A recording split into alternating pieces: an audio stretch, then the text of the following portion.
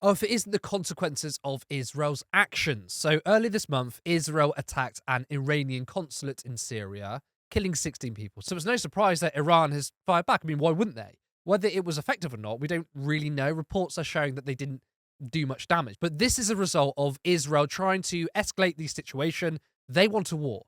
But I thought this was all about Israel defending itself.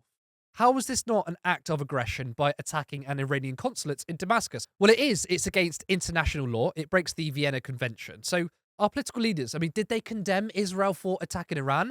Nope. They said absolutely nothing until Iran fired back. And the response, I think, has been utter insanity. So, first up, we have a statement from Rishi Sunak. I condemn in the strongest terms the Iranian regime's reckless attack against Israel. Iran has once again demonstrated that it is intent on sowing chaos in its own backyard. The UK will continue to stand up for Israel's security and that of all our regional partners, including Jordan and Iraq. Alongside our allies, we are urgently working to stabilise the situation and prevent further escalation. No one wants to see more bloodshed. Here we have a remarkably similar statement from Keir Starmer. We condemn the Iranian regime's decision to subject Israelis to these unacceptable attacks. The international community has been united in urging restraint, and we regret that yet again Iran has chosen a different dangerous path.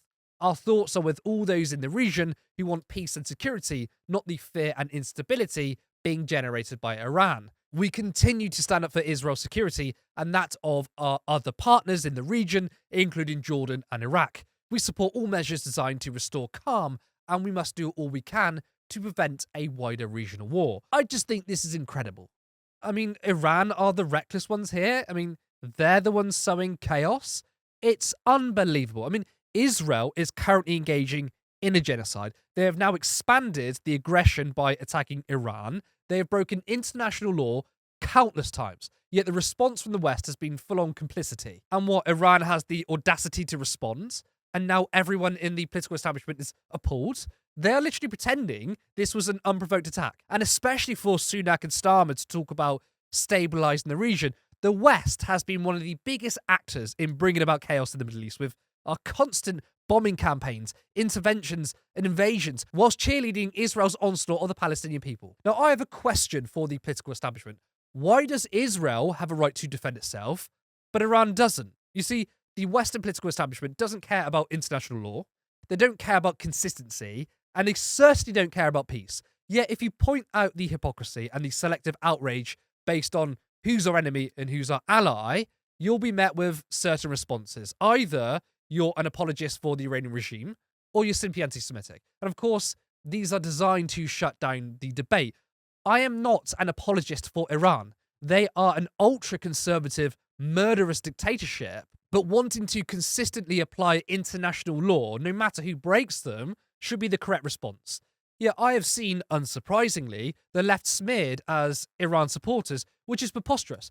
The reality is, our political leaders value certain life over others. I mean, it took mere minutes for prominent politicians to condemn a retaliation strike from Iran, yet those same people refuse to condemn a genocide because, for some, whoa, it's the politics of protest. We can't condemn Israel and call for a ceasefire. It won't make any difference. Well, funny that politicians have changed their tune now, isn't it? More and more people are waking up to the bullshit. I've also seen people try to attack Stop the War and ceasefire protesters saying, well, where are they? Where are they condemning Iran as they think it's some kind of gotcha?